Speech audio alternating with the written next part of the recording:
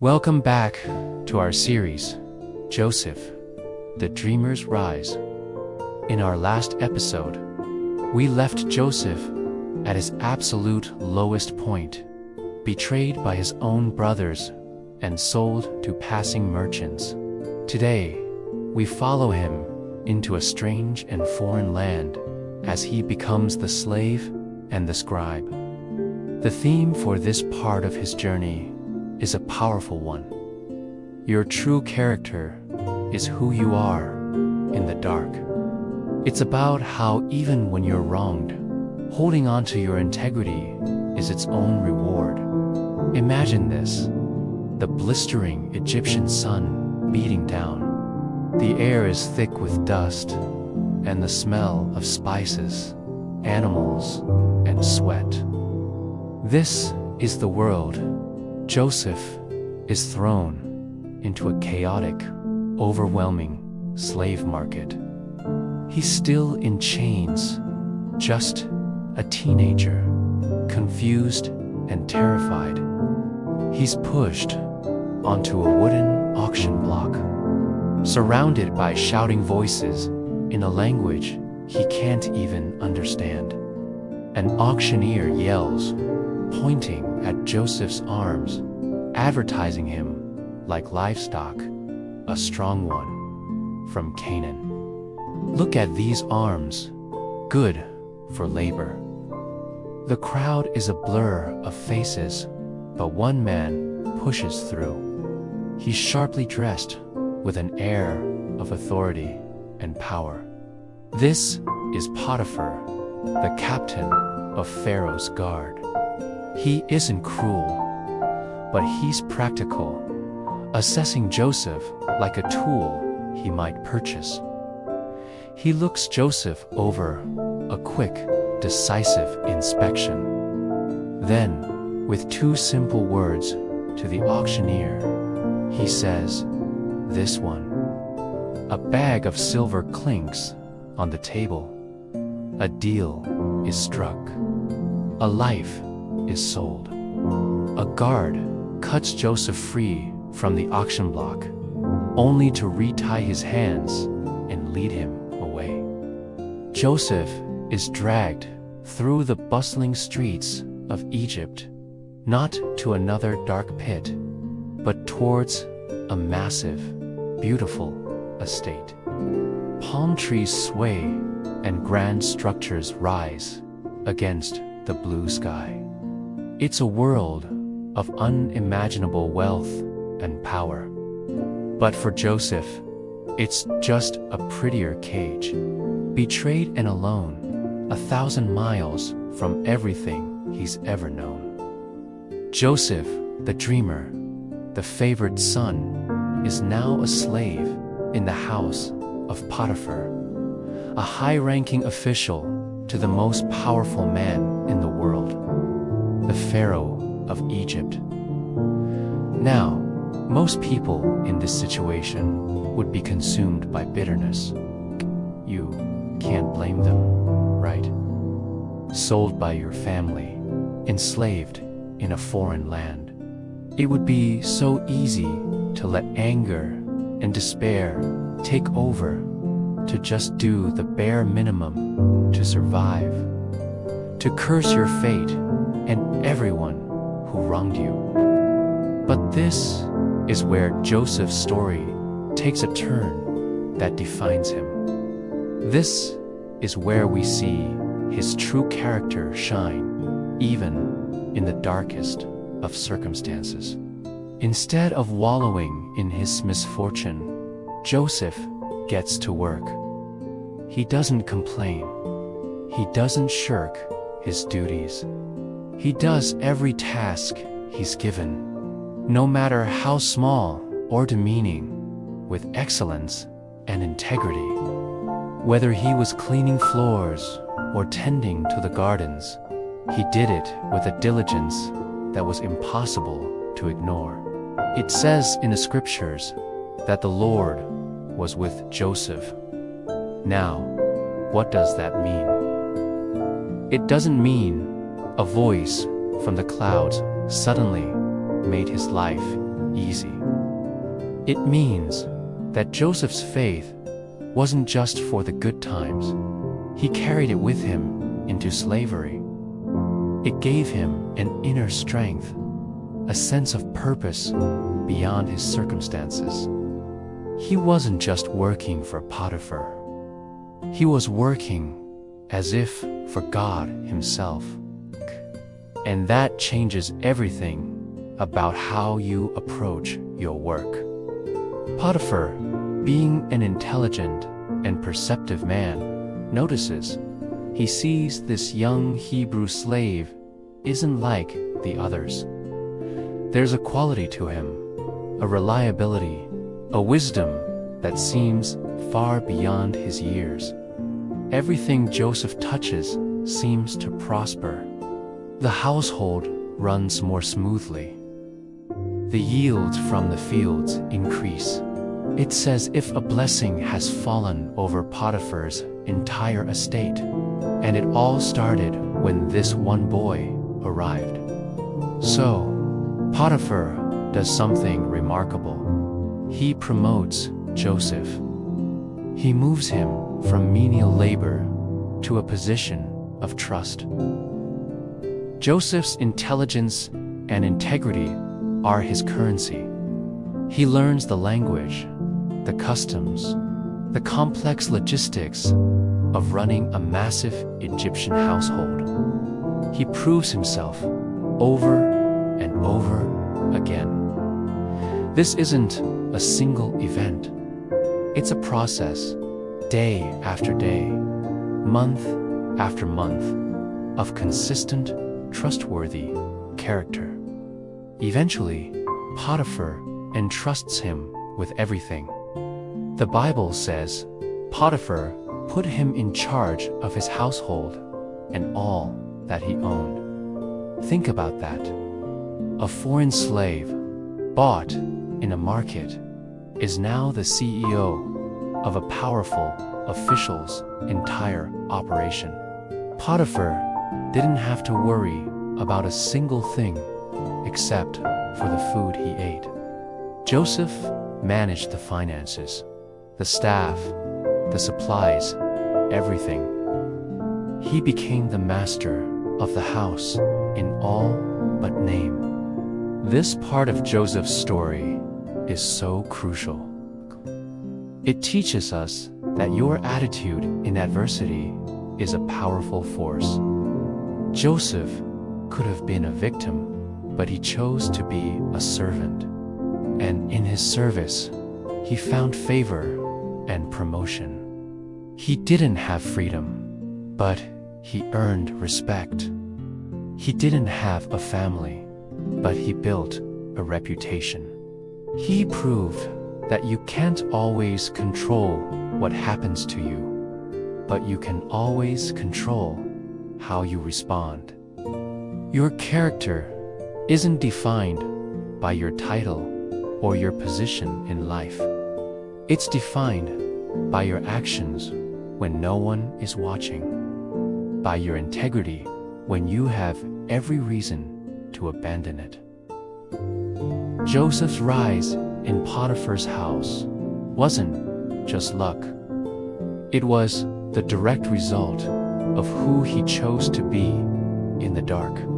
He turned a prison into a platform. But just as things are looking up, his greatest test of character is right around the corner. His integrity will be challenged in a way he never could have imagined. And his response will change the course of his life once again. We'll dive into that dramatic confrontation in our next episode. What happens when temptation enters the picture? Stay tuned to find out. Thanks for watching, and if you're finding value in this story, make sure to like and subscribe so you don't miss what comes next. See you then. Welcome back to our journey through the epic story of Joseph. When we last saw him, he had been cruelly sold into slavery by his own brothers and taken to Egypt. A young man, stripped of everything, facing a future of utter despair. But Joseph's story is not one of defeat. It's a powerful testament to faith and resilience, showing that even in our darkest moments, we are never truly alone. Imagine the blistering Egyptian sun beating down. The air is thick with dust and the smell of the Nile. This is Joseph's new reality. He's a slave in the house of Potiphar, a high-ranking official, captain of Pharaoh's guard. The task before him is grueling, back-breaking labor. We see him in the fields, hauling heavy buckets of water for irrigation. The other slaves around him mutter and complain, their spirits broken by the endless toil. But not Joseph. There's a different spirit in him. He works with a quiet determination, his movements efficient and strong. He doesn't just do what's required. He does more. He notices a broken fence rail, a small detail others might ignore. Without being asked, he stops, finds the right materials, and mends it, securing the livestock and preventing further problems. His diligence doesn't go unnoticed. From the fields, Joseph is moved to the storehouses, a place of immense importance in an agricultural society like Egypt. Here, he's tasked with keeping track of the vast amounts of grain. It's a job requiring honesty and a sharp mind. One day, as Potiphar observes from a distance, hidden in the shadows, he sees Joseph suddenly stop his counting. Joseph's eyes are drawn upwards. He's spotted a small leak in the roof, a tiny trickle of water that could ruin a mountain of grain. Without a moment's hesitation, Joseph finds a ladder, climbs up, and skillfully patches the leak, saving his master's wealth from rot and ruin. It's this initiative, this care for his master's property as if it were his own, that truly sets him apart. Potiphar is watching, and he's beginning to see that this Hebrew slave is unlike any other. Time passes. The change in Joseph is remarkable. We no longer see him in the rough, dirty garments of a field slave. Now he's dressed in clean, crisp white linen, the attire of an Egyptian administrator. He holds not a shovel or a bucket, but a scribe's palette and a reed brush, the tools of an educated manager. He has been elevated. We see him in the main house, confidently but respectfully directing other servants. He's managing food supplies, checking accounts, ensuring the entire household runs with perfect efficiency. The atmosphere in Potiphar's estate has changed. There's a sense of order, of abundance. Everything seems to be thriving. The culmination of this rise comes when Potiphar summons Joseph to his private study. This is the inner sanctum, a room filled with scrolls and important documents, the nerve center of Potiphar's vast estate. Potiphar looks at Joseph, his expression one of genuine admiration and awe. "I have never had a servant like you," he begins, his voice filled with respect. "Everything you touch succeeds. The storehouses are overflowing. The flocks are multiplying. The servants work without complaint. There is a peace and prosperity in my house that was not here before you came." Joseph, humble as ever, simply replies, "I only do my best for you, master." But Potiphar shakes his head. He knows it's more than that. He's a powerful and perceptive man, and he's seen the pattern. This isn't just luck or simple hard work. There is a divine element at play. He looks at Joseph intently and says, "It is more than that. I can see it. Your God is with you." For an Egyptian who worshipped the pantheon of gods, this was a profound admission. He recognized that the source of Joseph's blessing was the one unseen God of the Hebrews. Then Potiphar does something extraordinary. He places a hand on Joseph's shoulder, a gesture not of a master to a slave, but of a mentor, a patron. From this day forward, Potiphar declares, "You are no longer a simple slave. You will be the overseer of my entire household. Everything I own, from the smallest pot to the largest field, is now in your hands." This was an incredible promotion. Joseph, the foreigner, the slave, was now the chief administrator of one of the most powerful households in Egypt. In that moment, Joseph bows deeply.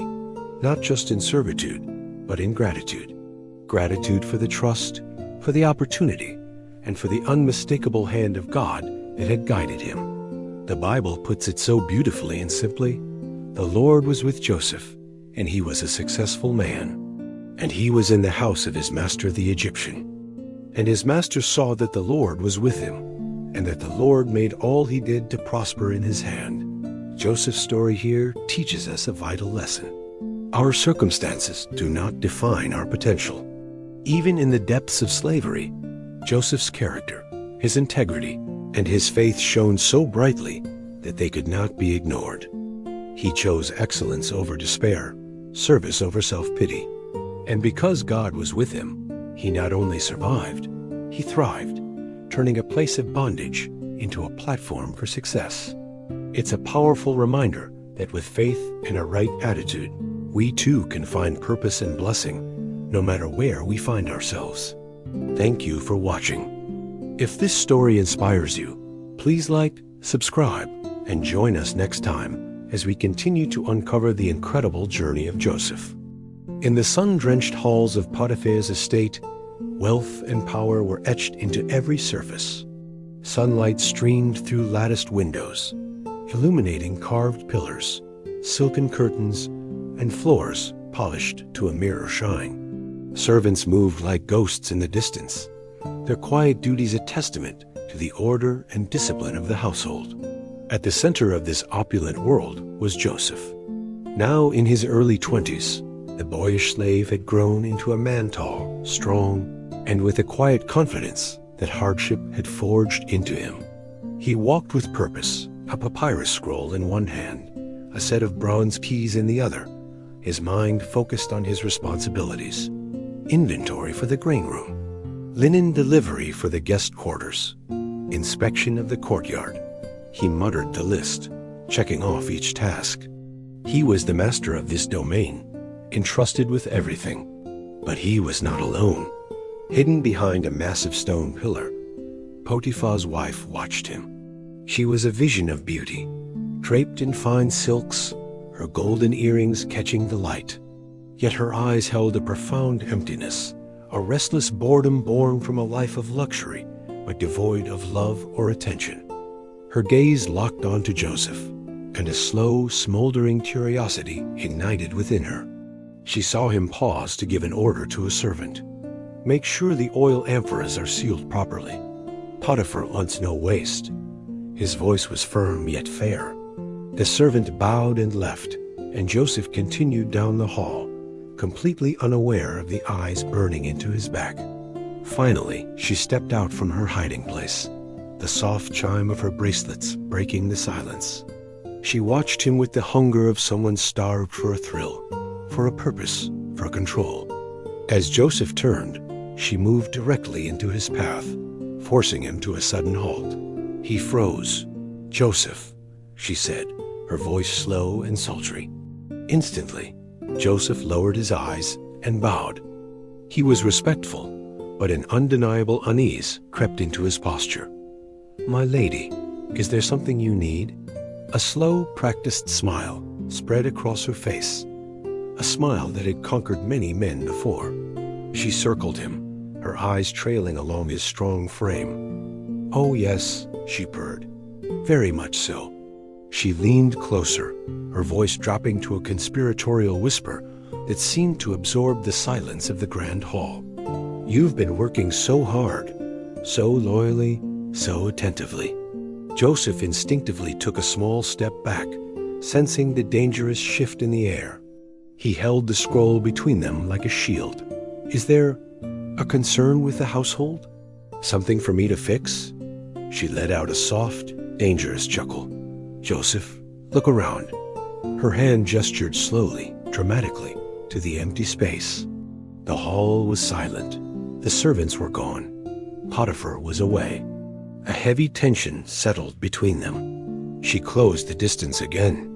"The house is empty," she whispered, her voice dripping with temptation. "My husband is gone. No eyes, no ears. It's the perfect time for rest." Her hand moved toward his arm, the air crackling with the impending touch. Joseph's breath caught in his throat. His heart pounded against his ribs. His fingers twitched nervously at his side. "Come," she commanded, her voice a weapon. "Lie with me." The words struck him with the force of a physical blow. His eyes widened in horror. He took a full step back, his mind reeling. "My lady, no." She didn't retreat. Instead, she advanced, a teasing smirk on her lips. "No? Why not? You manage this entire household. You oversee every servant, every room, every task. Surely you can take a moment for pleasure." Joseph shook his head, backing away again.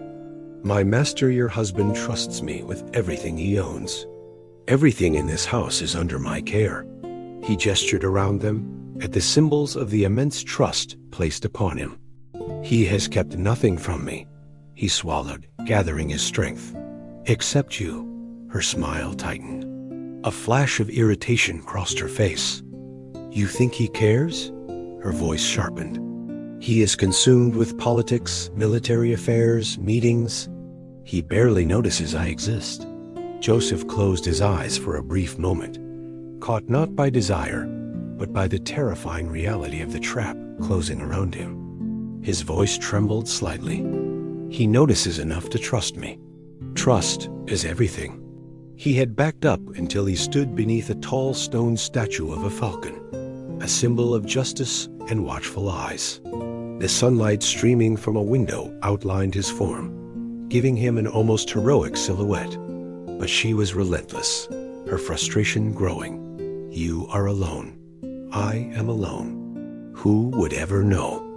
Joseph's voice, which had been trembling, now found its strength, rooted deep in his faith.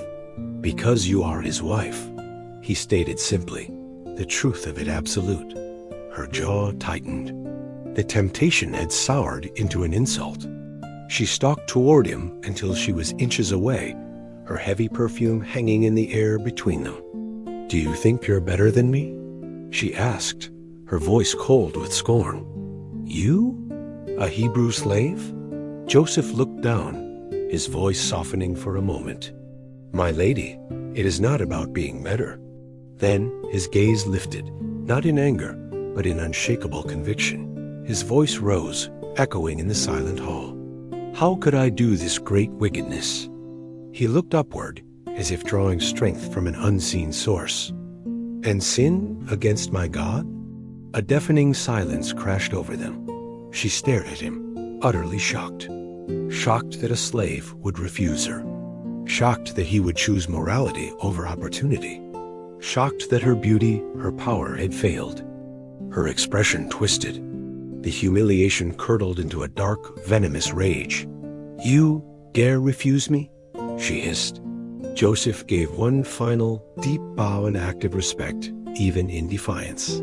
Then, without a second's hesitation, he turned and walked away. His steps were fast, controlled, echoing down the long hall as he refused to look at her again. She stood perfectly still, trembling. Her breathing grew ragged, her fists clenching so tightly her jewelry rattled. The camera zooms in on her eyes, no longer filled with desire, but with a cold, vindictive storm. A storm of vengeance. A storm that Joseph, in his righteous escape, did not yet know was about to break directly over his head. Hey everyone, and welcome back to our story series. Today, we're diving deep into one of the most intense and pivotal moments in Joseph's life. We've seen him rise from a pit to a palace, gaining trust and authority in Potiphar's household. But with great success often comes great temptation, and a new, dangerous storm is brewing. The very person who should have been an ally in this new land has become his greatest threat. Joseph's integrity has been unshakable so far, but he's about to face a test that will push him to his absolute limit. This isn't just a story about temptation. It's about the power of a lie, the devastating consequences of false accusations, and the incredible strength it takes to stand for what is right, even when it costs you everything. So, let's get right into it and see how Joseph handles this terrifying confrontation. The air in Potiphar's house is thick with tension. A few days have passed since the last unsettling encounter, and an uneasy silence hangs over the grand estate. Joseph, focused on his duties, is meticulously checking inventory in a linen closet. The shelves are stacked high with fine fabrics, a testament to his master's wealth and his own diligent management. The only sound is the soft rustle of cloth as he works. He walks down a narrow aisle, turns a corner, and his heart stops. She's there, Potiphar's wife, waiting for him in the shadows. The house is completely silent, amplifying the sense of isolation and danger. There are no other servants around, no witnesses. It's just the two of them. Her eyes are fixed on him, burning with an obsessive desire that has now curdled into something far more sinister. She steps forward, blocking his path. Her voice is a low, demanding hiss that cuts through the silence, leaving no room for misunderstanding. "I told you," she says, her words sharp and final. "Come lie with me." Before Joseph can even process the command, she lunges at him. Her hands grasp the front of his outer garment, the white tunic that symbolizes his high rank as the overseer of the house. She yanks him towards her, her grip surprisingly strong, fueled by a mix of frustration and entitlement. For a split second, Joseph freezes in pure panic. The world narrows to this one horrifying moment. But his instincts, his deeply rooted faith and integrity, kick in. He twists his body violently, a desperate maneuver to escape her hold. The fabric of the tunic strains and then gives way. He slips out of the garment, leaving it clutched tightly in her hands. He doesn't hesitate, not even for a second, to think about the implications of leaving his tunic behind. Survival is his only thought. As he breaks free, a single powerful word rips from his throat. "No!" He turns and runs. He doesn't just walk away. He flees, his footsteps echoing down the empty corridor. He needs to put as much distance as possible between himself and the source of this danger, this all-consuming evil. He leaves her standing alone in the quiet closet, clutching the empty white tunic as the only evidence of their encounter. Potiphar's wife stands frozen for a moment, the fabric of Joseph's tunic tangled in her fingers. She stares at the empty doorway through which he vanished. The adrenaline of the chase fades, replaced by a wave of crushing humiliation. She has been rejected, scorned by a slave. Her pride is in tatters. But as she looks down at the garment in her hand, her expression shifts. The hurt and embarrassment transform into something else entirely, a cold, calculating, and purely wicked resolve. A plan forms in her mind, a terrible scheme born from wounded pride. She won't accept defeat. If she can't have him, she will destroy him. Taking a deep breath, she throws her head back and unleashes a blood-curdling scream that shatters the silence of the house. It's a sound of manufactured terror, a performance designed to bring the entire household running. Her scream echoes through the halls, a siren call for her twisted play to begin. Immediately, the sound of frantic footsteps echoes from every direction. Servants, startled and alarmed, come running towards the source of the scream. In the moments it takes for them to arrive, Potiphar's wife has already arranged the scene.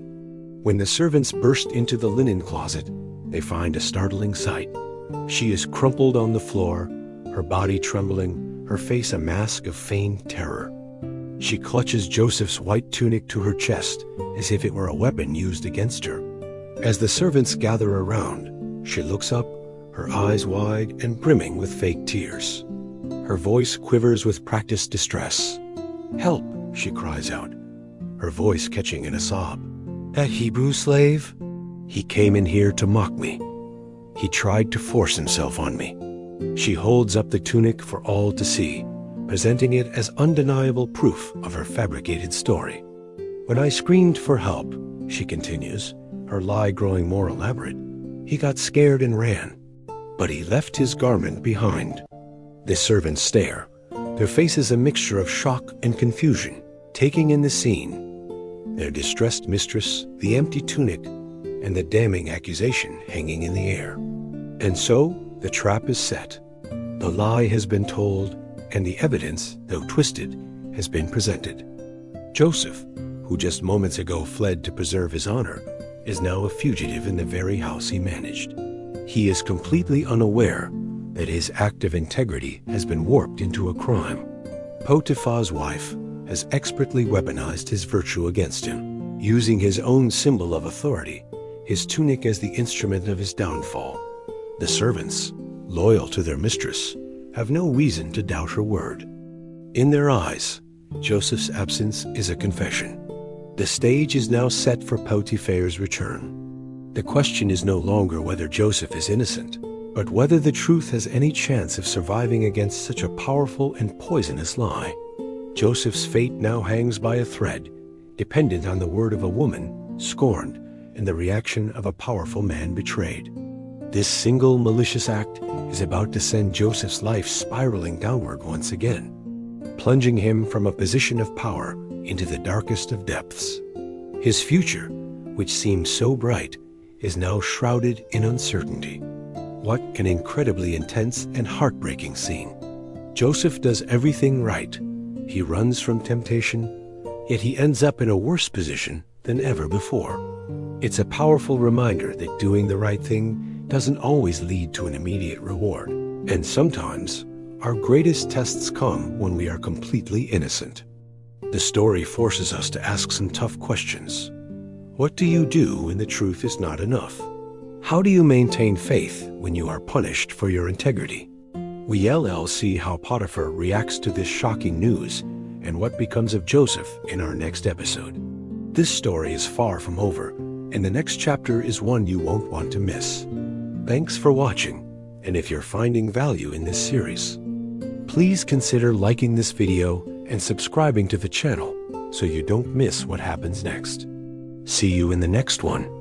In the dead of night, Potiphar's house was no longer a home, but a stage for rage and deceit. Potiphar stood there, his face a storm cloud, his wife clinging to him, her so-called tears a venomous performance. In his hand, he clutched Joseph's tunic, crushing the very symbol of the trust he had placed in the young man. Just then, 2 guards hauled Joseph into the hall, his face a canvas of disbelief and desperation. He struggled, his voice cracking as he pleaded, "Master, I swear, it's a lie." "She is lying. I never touched her." But his words were swallowed by Potiphar's fury. Silence. The command echoed like thunder, followed by the sickening crack of a hand striking flesh. Joseph crumpled to the ground, the sting on his cheek nothing compared to the agony in his heart. Potiphar loomed over him, his voice a low, dangerous rumble. "I gave you everything, and this is how you repay me?" The betrayal was absolute, the judgment swift and merciless. Throw him in the royal prison. Let him rot. Joseph's pleas were desperate. "No, master, please." But they were just echoes in a hall that had already condemned him.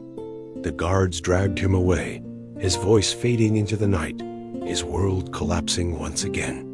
They didn't just take him to any prison. They took him to the royal prison, a place reserved for the king's own offenders. It was a dark, cavernous cistern, dug deep into the earth. As the guard shoved him forward, he tumbled down a long flight of rough stone stairs, the descent a grim echo of the day his brothers cast him into a pit. He landed hard on the filthy, damp floor, the impact jarring him to his core. Above him, a massive wooden door slammed shut with a deafening boom, the sound of finality. A heavy bar thudded into place, sealing him in absolute suffocating darkness. He was alone, beaten, betrayed by the very people he had served with unwavering loyalty. Forgotten. It was the pit, all over again. He had reached the absolute bottom, a place lower than he could have ever imagined. He pressed his forehead against the cold, unfeeling stone wall, the rough texture a stark reminder of his new reality. He was innocent. He had chosen integrity. He had honored his God and his master. And this was his reward, the darkest prison, a forgotten corner of the world. A long, heavy silence fell, broken only by the sound of his own ragged breathing. It seemed like the end. But then, a single defiant sliver of moonlight pierced through a tiny crack high in the wall. It was a faint beam. It had cut through the oppressive blackness, finding its way down to illuminate Joseph's face. And what it revealed was not a man broken by despair. His eyes, though filled with sorrow, held a flicker of something else, something resilient, something that refused to be extinguished. For even there, in the deepest, darkest dungeon, in the king's own prison, he was not truly alone. The Lord was with Joseph. And where God is, there is always hope. What a cliffhanger. That's the end of part 2, taking us from the heights of power straight back down to the lowest of lows. Joseph's integrity has cost him everything, or so it seems. This sets the stage perfectly for part 3, the forgotten prisoner. What happens next in that dark cell? How does he encounter the famous baker and the cupbearer? You'll all have to subscribe and turn on notifications so you don't miss the next chapter of this incredible story. We're just getting to the part where things get really interesting. Thanks for watching, and I can't wait to see you in the next video.